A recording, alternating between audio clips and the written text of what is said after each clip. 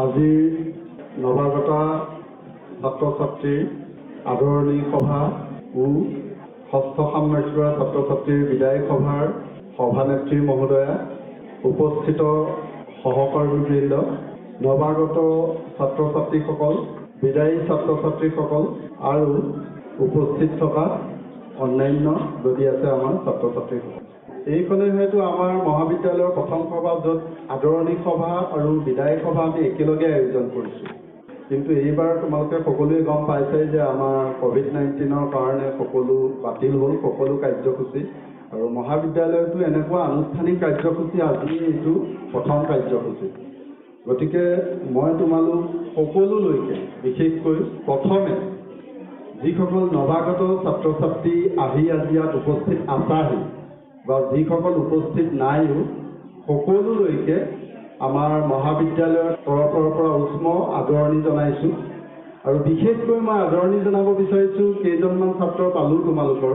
কোকৰাঝাৰৰ পৰা আহিছা, সোণাৰীৰ পৰা আহিছা, নামৰূপ মহাবিদ্যালয়ৰ পৰা আহিছা, যিসকল বিশেষকৈ আমাৰ বৰহাটৰ বাহিৰৰ পৰা যিসকল ছাত্ৰ ছাত্ৰী আহিছা, তোমালোকক পুনৰবাৰ অতি বেছি উষ্ম আদৰণি জনাব খুজিছোঁ। কিয়নো আমাক লাগে, তোমালোকৰ নিচিনা ছাত্ৰ ছাত্ৰী লাগে, আমাৰ ওচৰৰ সকলোকো লাগে।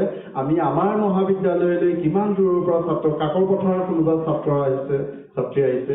গতিকে মাজে মাজে আমাৰ দুই এজন ছাত্ৰ ছাত্ৰী বাহিৰৰ পৰা আহে, কিন্তু এইবাৰ ছাত্ৰ ছাত্ৰী অকণমান বেছি বাহিৰৰ পৰা আহিছে। সেইটো আমাৰ কাৰণে শুভ লক্ষণ। আমি আশা কৰোঁ গোটেই অসমৰ নহয়, গোটেই উত্তৰ পূৰ্বাঞ্চলৰ বিভিন্ন প্ৰান্তৰ পৰা আমাৰ মহাবিদ্যালয়খন এটা উচ্চ শিক্ষাৰ কেন্দ্ৰস্থল হওক, আৰু সেই সুবিধাটো আমাৰ আছে, নথকা নহয়। গতিকে অনাগত দিনত তোমালোকৰ মাজৰ পৰাই তোমালোকৰ ছাত্ৰ ছাত্ৰীসকল আমাৰ মাজলৈ আহিব। বিদায়ী ছাত্ৰ ছাত্ৰীসকলৰ উদ্দেশ্যে মই পিছত ক'ম, মানে নৱাগতসকলৰ পৰাই ক'ব খুজিছোঁ। প্ৰথম কথাটো হৈছে, তোমালোকে যেতিয়া পৰিচয় দিবলৈ আহিছা, দুই এজন ছাত্ৰ ছাত্ৰীয়ে তোমালোকে খুব ধুনীয়াকৈ সুন্দৰকৈ নিজৰ পৰিচয়টো দাঙি ধৰিছা, বহুজনে দাঙি ধৰিব পৰা নাই। সেইটো কাৰণে আমি তোমালোকক বেয়া পোৱা নাই, তোমালোকে পৰিচয়টো সুন্দৰকৈ দাঙি ধৰিব নোৱাৰাৰ কাৰণে। কিন্তু তোমালোকে এটা কথা জানিব লাগিব, সেই যে পৰিচয়টো তোমালোকে পৰিচয় দিবলৈ যে আমি কৈছোঁ, সেইটো ভৱিষ্যত দিনত কিন্তু তোমালোক নহয়, আমাৰ সকলোকে প্ৰয়োজন। আগৰ সময়ছোৱাত আমি যিমানবোৰ ইণ্টাৰভিউ দিছোঁ, আটাইবোৰ ইণ্টাৰভিউৰ প্ৰথম কুৱেশ্যনটোৱে হৈছে যে ইন্ট্ৰডিউচ ইয়ৰছেল্ফ। তোমালোকক পৰিচয় দিবলৈ ক'ব। একদম প্ৰথম শব্দটো তোমালোকে এক্সপাৰ্টৰ পৰা শুনিবা যে তুমি তোমাৰ পৰিচয়টো দাঙি ধৰা। তেতিয়া তোমাৰ উদ্দেশ্যটো হৈছে তোমাক একদম স্বাধীনতা দি দিলে, তোমাৰ পৰিচয়টো তুমি দাঙি ধৰা। কেনেকৈ দাঙি ধৰিবা তোমাক কৈ দিয়া নাই। গতিকে কম সময়ৰ ভিতৰত তোমালোকে তোমালোকৰ নিজৰ বিষয়ে আটাইতকৈ ভালখিনি ক'ব পাৰিব লাগিব। সেই সময়ত কিন্তু কওঁতা কোনো নাই, তোমাক তাতেই জাজ কৰি পেলাব। তোমাৰ ইণ্টাৰভিউৰ গোটেই মাৰ্কছ, গোটেই তোমাৰ প্ৰতি যিটো ইম্প্ৰেশ্যন, ধাৰণা, এক্সপাৰ্টে তেওঁলোকে তোমালোকক সেই 2 মিনিট সময়ৰ ভিতৰতে ধাৰণাটো কৰি পেলাব। আৰু সেইটো দক্ষতা তোমালোকে অৰ্জন কৰিব লাগিব। আটাইতকৈ কম সময়ৰ ভিতৰত নিজৰ বিষয়ে কৈ থকা বুলি ক'লে, মোক ক'লেতো গোটেই দিনটো কৈ থাকিব পাৰি, কিন্তু তোমাক কিমান সুবিধা নিদিয়ে। 1 মিনিট বা 2 মিনিট সময়ৰ ভিতৰত তুমি তোমাৰ আটাইতকৈ ভাল কথাকেইটা কৈ শেষ কৰিব পাৰিব লাগিব। সেই কলাটো তোমালোকে এতিয়াৰ পৰা শিকি ল'বা, নহ'লে তোমালোকৰ পিছলৈ অসুবিধা হ'ব। আৰু সেইটোৰ কাৰণে অকণমান প্ৰিপেৰেশ্যনো কৰিবা। তুমি তোমাৰ বিষয়ে যেতিয়া কোনোবাই ক'বলৈ ক'ব, তোমাৰ আটাইতকৈ ভালকেইটা কম সময়ৰ ভিতৰত কেনেকৈ ক'বা। নামটো ক'লা, নিজৰ পৰিচয়টো দিলা, তোমালোকৰ বেছিভাগে এইম আৰু হবিৰ মাজত একেবাৰে লগাই পেলালা। সেইখিনি তোমালোকে নজনা নহয়, অকণমান নতুন হৈ আহিছা কাৰণে মানে আত্মবিশ্বাসো হেৰুৱাই বা অকণমান সকা খুন্দা লাগি ধৰিছা। কিন্তু এইমটো বেলেগ বস্তু, হবিটো বেলেগ বস্তু। এইমটোও ক'বা, হবিটো আকৌ বেলেগ। গতিকে মই সেইখিনি দীঘলীয়াকৈ ক'ব খোজা নাই, কিন্তু জাষ্ট তোমালোকক মই সোঁৱৰাই দিব খুজিছোঁ যে আমি আমাৰ পৰিচয়টো কম সময়ৰ ভিতৰত আটাইতকৈ বেষ্ট পৰিচয়টো দিবলৈ আমি সকলোৱে শিকিব লাগিব। কেতিয়াবা আমাৰ নিজৰো অসুবিধা হয়। আৰু আটাইতকৈ মাৰাত্মক তোমালোকৰ এটা প্ৰব্লেম হৈছে, মই বেছিভাগ 100জন যদি ছাত্ৰ উপস্থিত আছা, 10জনৰ বাহিৰে বাকী 90জনে এটা কাম কৰিছা, সেই কামটো তোমালোকে কেতিয়াও নকৰিবা। আমাক তোমালোকে কৰিবলৈ কোৱা নাই, মই অভ্যাসটো কৰি ল'বলৈ কৈছোঁ। পৰিচয়টো যেতিয়া দিবলৈ আহিছা, তোমালোকে নমস্কাৰ বেছিভাগেই দিয়া। নমস্কাৰটো আমাক দিবলৈ কোৱা নাই, কিন্তু সেইটো এটা সু আৰম্ভণি। কেইজনমানে নমস্কাৰ দিছা, নমস্কাৰ, সেইটো নমস্কাৰ নহয়।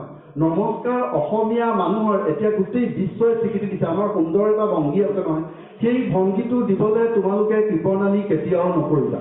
আমাক সৰুতেই শিকাইছিলে পিছত পিছত এনেকুৱা হয় যে 10জন মানুহ যদি চিনাকি হয় নামটো কওঁতে নমস্কাৰ কৰি থাকো কিন্তু তেনেকুৱাও নহয় তোমালোকে নমস্কাৰটো প্ৰথম দিবা নমস্কাৰ এনেকে নহয় এইটো নমস্কাৰ হোৱা নাই নমস্কাৰ এনেকে হাত দুখন তোমালোক বেছিভাগ ছাত্ৰ ছাত্ৰী অনা নাই এইটো আনিব লাগে কোভিড যেতিয়া আহিলে গোটেই বিশ্বত যেতিয়া আমাৰ যিটো আছিলে আনকি আমেৰিকাৰ ৰাষ্ট্ৰপতিয়েও সেইটো স্বীকৃতি দি গ'ল পশ্চিমীয়া দেশৰ লোকসকলে নমস্কাৰ চিষ্টেম নাই তেওঁলোকে এইটো দিছিলে নাই এতিয়া কিন্তু তেওঁলোকে স্বীকাৰ কৰি গ'ল যে এইটো উপযুক্ত মাধ্যম নহয় এইটোহে উপযুক্ত মাধ্যম কাৰণ সংস্পৰ্শটোৱে এতিয়া আমাৰ অসুবিধাৰ সৃষ্টি কৰিব পাৰে গতিকে আমাৰ ইমান ধুনীয়া এটা পৰম্পৰা আছে এই পৰম্পৰাটো তোমালোকে নেৰিবা তোমালোকে যিসকলে বিশ্ববিদ্যালয়লৈ যাবা বেলেগ বেলেগ মানুহ লগ পাবা আমি নমস্কাৰটো দিওঁতে মোক সেইদিনাখন এজন মানুহে আকৌ শিকালে নমস্কাৰটো দিওঁতে এজন ডাঙৰ আমাৰ বিয়াত শিকালে এজন মানুহে এইটো নমস্কাৰ নহয়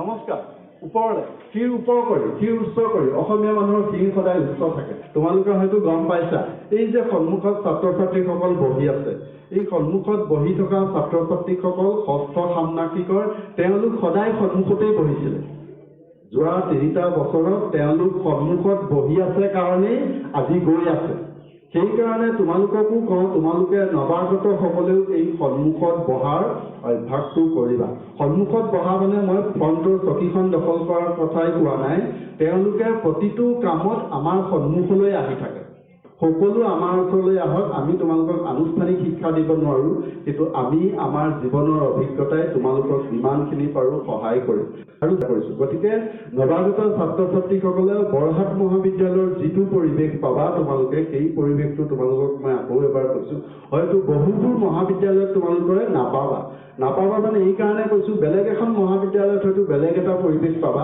আমাৰ মহাবিদ্যালয়ত এটা বেলেগ ধৰণৰ পৰিৱেশ পাবা যিটো পৰিৱেশ তোমালোকে অন্যান্য মহাবিদ্যালয়ত হয়তো নাপাবা গতিকে সেই সুযোগটো তোমালোকে গ্ৰহণ কৰা সেই সুযোগে তোমালোকে আগতে মই যেতিয়া ইয়াত প্ৰথম আহিছিলোঁ আমাৰ এনেকুৱা এটা ধাৰণা আছিলে মোৰ ছাত্ৰ ছাত্ৰীসকলৰ মাজত মন কৰোঁ ডিব্ৰুগড় বিশ্ববিদ্যালয়ত যিসকলে চিট পায় আৰু বাকীসকলে কোনো মাষ্টাৰ ডিগ্ৰী নকৰে মই প্ৰতিখন মিটিঙতে তেওঁলোকক কৈছিলোঁ যে এটা কথা ডিব্ৰুগড় বিশ্ববিদ্যালয়খনে উচ্চ শিক্ষাৰ একমাত্ৰ কেন্দ্ৰস্থল নহয় তোমালোকে অকণমান মুভ কৰিবলৈ আৰম্ভ কৰা আৰু আজি ভাল লাগিছে বহুকেইজন ছাত্ৰ ছাত্ৰীয়ে ডিব্ৰুগড় বিশ্ববিদ্যালয়ৰ উপৰিও বিভিন্ন প্ৰান্তত এডমিশ্যন লৈছে কিন্তু সেয়া সৰ্বশেষ নহয় তোমালোকে জানিব লাগিব তোমালোকে বিচাৰি উলিয়াব লাগিব এতিয়া অসমত বহুত নতুন বিশ্ববিদ্যালয় প্ৰতিষ্ঠা হৈছে গতিকে সেই সকলোবোৰ তোমালোকে ৰিজাল্ট দিয়াৰ আগে এই যে ফাৰ্ষ্ট ছেমিষ্টাৰত এডমিশ্যন ল'লে তেতিয়াই সকলোৱে ঘূৰিব লাগিব সকলোৱে পঢ়িব লাগিব অধ্যয়ন কৰিব লাগিব চাব লাগিব অসমত কেইখন বিশ্ববিদ্যালয় আছে কেইখন ব্যক্তিগত বিশ্ববিদ্যালয় আছে কেইখন চৰকাৰী বিশ্ববিদ্যালয় আছে কেইখন চেণ্ট্ৰেল বিশ্ববিদ্যালয় আছে আৰু আজিকালি তোমালোকে এটা কথা মন কৰিবা তোমালোক আমাৰ কেৱল অসমৰ ভিতৰতে আবদ্ধ হৈ আৰু নাথাকিবা এতিয়া বিশেষকৈ গোটেই উত্তৰ পূৰ্বাঞ্চলখন আমাৰ একাকাৰ হৈ গ'ল বগীবিল দলং হৈ গ'ল আমাৰ সতীয়াৰ দলং হৈ গ'ল অৰুণাচল নাগালেণ্ড মণিপুৰ মিজোৰাম ত্ৰিপুৰা গোটেই নৰ্থ ইষ্টৰ ষ্টেটখিনি আমাৰ এতিয়া হাতলৈ আহি গৈছে গতিকে গোটেই নৰ্থ ইষ্টত বহুতবোৰ বিশ্ববিদ্যালয় আছে আৰু ভালেকেইখন কেন্দ্ৰীয় বিশ্ববিদ্যালয় আছে তোমালোকে সেই সুযোগটো গ্ৰহণ কৰিবা কাৰণ উত্তৰ পূৰ্বাঞ্চলত কেন্দ্ৰীয় চৰকাৰে আমি যিমানেই মাহিয়াই দৃষ্টিৰে চাই থাকোঁ বুলি ক'লেও কিন্তু কেন্দ্ৰীয় বিশ্ববিদ্যালয় ভালেকেইখন প্ৰতিষ্ঠা কৰি দিছে আৰু তাৰ সুযোগবোৰ কিন্তু তামিলনাডু চাউথ ইণ্ডিয়াৰ বহুতবোৰ ছাত্ৰ ছাত্ৰীয়ে লৈ আছে আমি যেতিয়া আছাম ইউনিভাৰ্চিটি চেণ্ট্ৰেল ইউনিভাৰ্চিটিত এমফিল কৰিবলৈ গৈছিলোঁ তেতিয়া আমি চাইছোঁ আমাৰ অসমৰ ল'ৰা ছোৱালী তাত নাই কিন্তু দাক্ষিণাত্যৰ তামিলনাডু কৰ্ণাটক কেৰালাৰ ছাত্ৰ ছাত্ৰীয়ে গোটেই বিশ্ববিদ্যালয়খন ভৰ্তি হৈ আছে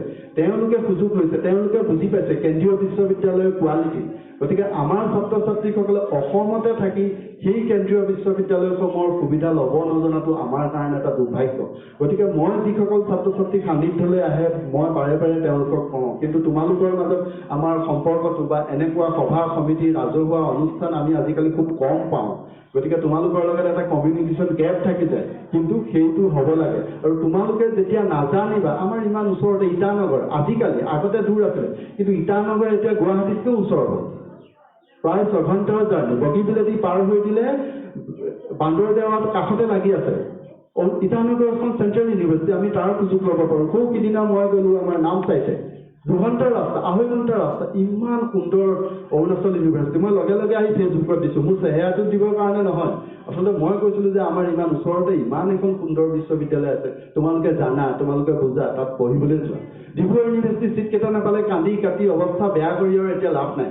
ডিব্ৰুগড় বিশ্ববিদ্যালয় আৰু হয়তো 5 বছৰৰ পিছত কোৱালিটি লাহে লাহে বেয়া হৈ যাব। মই বদনাম কৰিবলৈ লোৱা নাই। সেইদিনাখন ডিব্ৰুগড় ইউনিভাৰ্চিটিৰ বিশেষজ্ঞসকলে নিজেই মতামত প্ৰদান কৰিছে যে এতিয়া তেওঁলোকক অসম চৰকাৰে ইমানেই বাহিৰৰ পৰীক্ষাবোৰ কণ্ডাক্ট কৰিবলৈ, পৰিচালনা কৰিবলৈ দি দিছে। তেওঁলোকে কৈছে যে এনেকুৱাই যদি পৰীক্ষাবোৰ সকলো অসম চৰকাৰে দি থাকে, লাহে লাহে আমি আৰু ছাত্ৰ ছাত্ৰীক পঢ়াব নোৱাৰা হৈ যাম। অদূৰ ভৱিষ্যতে হ'ব পাৰে, কিন্তু আমিও ডিব্ৰুগড় বিশ্ববিদ্যালয়খনকে সামুচি নাথাকি বেলেগ বেলেগ জেগালৈ মুভ কৰিবলৈ, আৰু আমি যিমানেই বাহিৰৰ ঠাইলৈ মুভ কৰি তোমালোক অসমলৈ বেগ হৈ আহা, সেইটোহে আমাৰ কাৰণে হ'বলৈ পায়। সেইকাৰণে এতিয়াৰ পৰাই CBCS ফাৰ্ষ্ট ছেমিষ্টাৰৰ পৰাই তোমালোকে সেই কথাটো মন কৰিবা। মই আজি এইখিনি কথা নকওঁ, ক'ব লগা আছিলে বেলেগ দিনা ক'ম, কিন্তু চইচ বেছড ক্ৰেডিট ছিষ্টেমটো তোমালোকে কোনো এজন ছাত্ৰই বুজা নাই। কিন্তু আমাৰ যিসকল নৱাগত ছাত্ৰ ছাত্ৰী আছে, আমাৰ ছেমিষ্টাৰ ছিষ্টেম যেতিয়া প্ৰথমে আহিছিলে, বহুবোৰ ছাত্ৰ ছাত্ৰীয়ে ছেমিষ্টাৰ ছিষ্টেমটো নুবুজিছিলে। নুবুজাৰ কাৰণে পিছলৈ তেওঁলোকৰ বহুত অসুবিধা হৈছিল, আৰু সেই একেটাই তোমালোকৰ সমস্যা হৈ আছে। আমাৰ যিসকল চইচ বেছড ক্ৰেডিট ছিষ্টেমৰ এতিয়া তৃতীয় ষান্মাসিকৰ ছাত্ৰ ছাত্ৰী হ'ল, বহুবোৰ ভাল ছাত্ৰ ছাত্ৰী এইবাৰ বেক লাগিছে। কাৰণটো এটাই, মই তেওঁলোকক আৰম্ভণিৰ পৰাই কৈ আছোঁ যে চইচ বেছড ক্ৰেডিট ছিষ্টেমটো যদি তোমালোকে নুবুজা, তোমালোকৰ বহুতেই প্ৰব্লেম হ'ব। কাৰণ সেইদিনাখন যিসকলে চিলেবাছটো বনায় ডিব্ৰুগড় বিশ্ববিদ্যালয়ৰ, তেওঁলোকৰ লগত মই কথা পাতিছিলোঁ। তেওঁলোকে মোক এটাই কথা কৈছিলে, তোমালোকে ইউনিভাৰ্চিটিত আৰু ছাত্ৰ ছাত্ৰীসকলে পঢ়িবলৈ নাহিবা, তাত আৰু পঢ়াই নাথাকে, যি পঢ়িব লাগে কলেজতে পঢ়ি আহা। এতিয়া চইচ বেছড ক্ৰেডিট ছিষ্টেমৰ চিলেবাছটো এনেকুৱাকৈ বনাই দিছে, মাষ্টাৰ ডিগ্ৰীৰ গোটেই কোৰ্চখিনি ইয়াত একদম কনচেনট্ৰেট কৰি ডিগ্ৰী 6টা ছেমিষ্টাৰত ভৰাই দিছে। মই ফাৰ্ষ্ট ছেমিষ্টাৰত কালি এখন কিতাপ চাইছোঁ, ফাৰ্ষ্ট ছেমিষ্টাৰ 5 কোৰ্চৰ মেক্ৰ' ইকনমিক্সৰ কিতাপখনৰ চিলেবাছখন তোমালোকে বাৰু সকলোৱে গম নাপাবা, কিন্তু আমি যিসকলে পঢ়াই থাকোঁ, চিলেবাছখন চাই এনেকুৱা লাগিছে এইখন চিলেবাছটোতো মাষ্টাৰ ডিগ্ৰী ছাত্ৰ ছাত্ৰীসকলৰ কাৰণে উপযোগী হোৱা নাই। এনেকুৱা মানে নতুন নতুন বিষয়বস্তু তাত সোমোৱাই দিছে, আৰু যিবোৰ বিষয়বস্তুৰ আমাৰ প্ৰাৰম্ভিক নলেজ নাই, হায়াৰ ছেকেণ্ডেৰী পৰ্যায়ত বা আগতীয়াকৈ তেনেকুৱা জ্ঞান নথকাকৈ তেনেকুৱা বিষয়বোৰ নতুনকৈ সোমোৱাই দিলে ছাত্ৰ ছাত্ৰীৰ বহুত কষ্ট হয়। গতিকে বহুত কষ্ট কৰিব লাগিব। সেই অনুভৱখিনি, অনুমানখিনি তোমালোকে কিন্তু এতিয়াৰ পৰা কৰিব লাগিব। আৰু মই দীঘলীয়া নকওঁ, আমাৰ বিদায়ী ছাত্ৰ ছাত্ৰীসকল আছে, অকণমান মোক সময় লাগে, সকলোৱে জানে মোৰ বদনামো আছে, গতিকে মই বাইদেৱে দিওঁতেও অকণমান সময় লৈ লৈছোঁ। তোমালোকৰ কাৰণে, বিদায়ী ছাত্ৰ ছাত্ৰীসকলৰ কাৰণে মই এটাই ক'ব খুজিছোঁ, তোমালোকক বিদায় বুলিও মই ভবা নাই, ওলাই গৈছা বুলিও ভবা নাই। তোমালোক আমাৰ মহাবিদ্যালয়ত সদায় অততে পাই থাকিম। অনাগত দিনত তোমালোক যেতিয়া সফল হ'বা, তেতিয়াও আমাৰ ওচৰত থাকিবা, যেতিয়া অসফল হ'বা তেতিয়াও আমাৰ কাষ থাকিবা। আমাৰ সেইটোহে কাম্য। আগতেও কৈছোঁ, তোমালোক যেতিয়া এটা সুন্দৰ ঠাইত গুচি যাবা, তেতিয়া আমাৰ মনবোৰ ভাল লাগে, আমাৰ নিজৰ বিদ্যাৰ ওপৰত গৌৰৱ হ'ব যে আমি দিয়া বিদ্যা শিক্ষাই লৈ তোমালোকৰ এটা কিবা কামত আহিছে। তোমালোক যেতিয়া অসফল হ'বা বা তোমালোকৰ অন্যান্য নিজে বিচৰা ধৰণে কামবোৰ নাপালে আমি তোমালোকক লগ পাম, তেতিয়া আমাৰ মনবোৰ বৰ বেয়া লাগে। কিয় বেয়া লাগে? আমিয়েই পঢ়াইছিলোঁ, আমি দিয়া বিদ্যা শিক্ষাবোৰ এনেকুৱা অদৰকাৰী নে যে যিখিনি বিদ্যা শিক্ষাই ছাত্ৰ ছাত্ৰীৰ কাৰণে একো কামত নাহিলে। আৰু আমাৰ এটা কথা আছে, ছাত্ৰ ছাত্ৰীসকলে, তোমালোকে, আমি শিক্ষকসকলে কি কৰোঁ? আমি শিক্ষকসকলে তোমালোকক পঢ়াওঁ, বুজাওঁ, শিকোৱাৰ পিছত পৰীক্ষা পাতো নাই? পাতো। কিন্তু তোমালোকে যেতিয়া পঢ়া শুনা বিদ্যা শিক্ষাবোৰ শেষ হ'ব, তেতিয়া জীৱনৰ পঢ়াশালীত তোমালোকে খোজ দিবা। বহুজনে ডিগ্ৰীৰ পৰাই দিবা, বহুজনে পোষ্ট গ্ৰেজুৱেটৰ পিছত দিবা, বা বহুজনে পিছত দিবা। যেতিয়াই তোমালোকে জীৱনৰ পঢ়াশালীত খোজ দিবা, জীৱনৰ পঢ়াশালীয়ে কিন্তু তোমালোকক নপঢ়ায়। জীৱনৰ পঢ়াশালীয়ে প্ৰথম তোমালোকৰ পৰীক্ষাটোহে ল'ব, তাৰ পিছতহে শিকাব। এই পাৰ্থক্যটো মন কৰিবা। আমি ক্লাছত বাৰম্বাৰ ঘণ্টা ধৰি তোমালোকক পঢ়াওঁ, ৰিপিট কৰোঁ, লিখাওঁ, নাজানিলে কৈ দিওঁ, পৰীক্ষা পাতোঁ, কিন্তু জীৱনৰ পঢ়াশালীয়ে সেইবোৰ একো নকৰে। জীৱনৰ পঢ়াশালীয়ে প্ৰতিটো খোজতে তোমালোকক ইয়াৰ পাছৰ সময়খিনিত পৰীক্ষাটো আগত ল'ব, পৰীক্ষাটো লোৱাৰ পাছতহে তোমালোকক শিক্ষাটো দিব। গতিকে তোমালোকলৈ অনুৰোধ কৰিছোঁ যাতে ইয়াৰ প্ৰতিটো খোজ তোমালোকে খুব লাহে লাহে, ধীৰে ধীৰে, যিমান পাৰা লাহে ধীৰে তোমালোকে সেই খোজবোৰ দিবা। তাৰপিছত আৰু সৰু এটা কথা তোমালোকক কৈ যাওঁ মই, বন্ধু বান্ধৱ লগ সংগেও মানুহক বহুখিনি প্ৰভাৱ পেলায়। গতিকে যিসকল তোমালোকে ওলাই যাবা, তোমালোকেও শ্ৰেষ্ঠ সান্নিধ্য ল'বা যিসকল তোমালোকে নৱাগতয়া হৈ আহিছা তোমালোক সকলোৱেই শ্ৰেষ্ঠ, কিন্তু তোমালোকে তোমালোকৰ শ্ৰেষ্ঠজনৰ লক্ষণ বাছি ল'বা যাতে তোমালোকে তাৰ পৰা এটা প্ৰভাৱ তোমালোকৰ জীৱনত পৰিব পাৰে। মই এটা সৰু উদাহৰণ দিছোঁ, হয়তো তোমালোকে সেইবোৰ পাইছাও, সেইবোৰ শুনিছাও। আইনষ্টাইনৰ নাম সকলোৱে শুনিছা নিশ্চয়, হয় নাই? আইনষ্টাইন বুলিলে তেওঁৰ নিচিনা বিশেষজ্ঞ, তেওঁৰ নিচিনা চাইণ্টিষ্ট, বিজ্ঞানী, পাৰদৰ্শী, ফিলচফাৰ তেনেকুৱা মানুহ নাই। আইনষ্টাইনে কি হয়, এনেকুৱাকৈ মেলে মিটিঙে সভা সমিতিয়ে তেওঁ প্ৰায়ে যায়, তাত তেওঁ বক্তৃতা প্ৰদান কৰে। তাৰপিছত কি হ'ল, বক্তৃতা দিওঁতে এবাৰ তেওঁ যিজন গাড়ী চালকজনে, তোমালোকে হয়তো বহুতে শুনিছা, গাড়ী চালকজনে তেওঁক ক'লে যে ছাৰ, আপোনাৰ মিটিঙৰ ভাষণবোৰ শুনি মোৰ এইবোৰ চব মুখস্থ হৈ গৈছে, মই মানে এইবোৰ গোটেইবোৰ সলসলীয়াকৈ ক'ব পৰা হৈ গৈছোঁ। তেতিয়া কৈছে, হয় নেকি? সেইটো বৰ ভাল কথা। তেতিয়াহ'লে এটা কাম কৰিবা, মোৰ যিখন পিছৰ মিটিং আছে সেই মিটিঙৰ মানুহসকলে মোক কোনেও চিনি নাপায়, তুমিয়ে মোৰ বক্তৃতাটো দি দিবা আৰু মই তোমাৰ গাড়ী চালকৰ আসনত বহি থাকিম। কথামতেই কাম। তেওঁ ক'লে হ'ব বোলে ছাৰ। তেওঁ গৈ মানুহজনে বক্তৃতা দিলে, সুন্দৰ বক্তৃতা দিলে, সঁচাকৈ তেওঁ বক্তৃতাবোৰ শুনি একদম আয়ত্ত কৰি পেলাইছিলে। মানুহে ধৰিবই পৰা নাই, পাৰ্থক্য বিচাৰি পোৱা নাই, এইজন আইনষ্টাইন বুলিয়ে ধৰি লৈছে। মিটিং যেতিয়া শেষ হৈছে, মিটিং শেষৰ পাছত তেওঁক একদম আগবঢ়াই লৈ গৈছে, ছাৰ আহক, আপুনি ইমান সুন্দৰকৈ কথাখিনি ক'লে। তেনেকুৱাতে চব ঠিকে ঠাকে চলি গৈ আছিলে। হঠাৎ লাষ্টৰ সময়ত এজন প্ৰফেচৰ আহিলে, অধ্যাপক ঘূৰমূৰকৈ আহি ক'লে, ছাৰ এটা কথা, আপুনি যে আপেক্ষিকতাবাদৰ সংজ্ঞাটো দিলে সেইটোত মোৰ অকণমান কনফিউজন আছে। তেতিয়াতো মানে আইনষ্টাইনে দেখিলোঁ কথাটো দেখোন এতিয়া কিবা হ'ব, এতিয়া মানে কিবা এটা উদ্দেশ্যত কৰিছিলোঁ, গৈ তেওঁতো এতিয়া সেইটো বৰ্ণনা কৰিব নোৱাৰিব। তেওঁ ভাবিলে নাই, এই সময়তে মই মানে মাত মতা উচিত। তেনেকুৱাতে তেওঁ সুযোগ নিদিলে প্ৰকৃত আইনষ্টাইনক। তেওঁ ড্ৰাইভাৰজনে ক'লে, আপুনি বোলে ইমান সৰু কথাটোকে বুজা নাই, মোৰ ড্ৰাইভাৰজনক সোধক বোলে, তেওঁ আপোনাক খুব সুন্দৰকৈ বুজাই দিব। আইনষ্টাইন মানে একদম মানে তেওঁ নিজেই নিস্তব্ধ হৈ গ'ল। তাৰমানে কি? তাৰ কথাটো হৈছে যে তোমালোকে যেতিয়াই সাধুৰ সংগ ল'বা, গুণীজনৰ সংগ ল'বা, জ্ঞানীজনৰ সংগ ল'বা, তাৰ প্ৰভাৱ তোমালোকৰ গোটেই জীৱনকালত পৰিব। গতিকে তোমালোককো মই সেইটোৱে কৈছোঁ যে তোমালোকে তোমালোকৰ ইউনিভাৰ্চিটিলৈ যাবা, এখন নতুন জগত পাবা, বৰহাট মহাবিদ্যালয়লৈ আহিছে, এটা নতুন পৰিৱেশ পাইছা। তোমালোকে তোমালোকৰ শ্ৰেষ্ঠ সংগ, শ্ৰেষ্ঠ সান্নিধ্য বিচাৰি তোমালোকে জ্ঞানীজনৰ সংগ ল'বা, দুষ্টজনৰ সংগ এৰাই চলিবা। তেনেকুৱাকৈ আগবাঢ়ি গ'লে তোমালোকৰ গোটেই জীৱনকালটো মধুময় হ'ব, সুন্দৰ হ'ব। আৰু শেষত মই আৰু এটাই কথা কৈছোঁ, গৈ সামৰি পেলাম, দীঘলীয়া হৈছে আৰু শিক্ষকসকল আছে। সেইটো হৈছে যে আমি আমাৰ যিবোৰ দয়া, মৰম, চেনেহ, এই ভাৱবোৰ, কৰোণা ভাৱবোৰ আমাৰ মনত থাকিব লাগিব। ধন, টকা, পইচা সকলোৱে যে আমাৰ কাম্য নহয়, সেই বস্তুবোৰ তোমালোকে আমাৰ যিটো নৈতিক আৰু আধ্যাত্মিক শিক্ষাটো তোমালোকে লাহে লাহে আমাৰ স্কুলৰ পৰা, বিদ্যালয়ৰ পৰা লাহে লাহে আমি শিকি যাব লাগিব। পৰৱৰ্তী সময়ত আমাৰ জীৱনকালত সেই কথাবোৰো এটা খুব সুন্দৰ নিদৰ্শন আছে। মই তাৰে এটা সৰু কাহিনী কৈ আজি মোৰ বক্তৃতা মই সামৰণি মাৰিব বিচাৰিছোঁ। সেইটো হৈছে এজন গুৰু এজনে এখন গুৰুকুল বিদ্যালয় প্ৰতিষ্ঠা কৰিছে, নতুনকৈ বিদ্যালয় প্ৰতিষ্ঠা কৰিছে। নতুনকৈ বিদ্যালয় প্ৰতিষ্ঠা কৰি তেওঁ ছাত্ৰ ছাত্ৰীসকলক সদায় বেছি গুৰুত্ব দিয়ে। আনুষ্ঠানিক শিক্ষাটো প্ৰদান কৰাতকৈও তেওঁ আধ্যাত্মিক শিক্ষা প্ৰদান কৰাতহে বেছি গুৰুত্ব দিয়ে।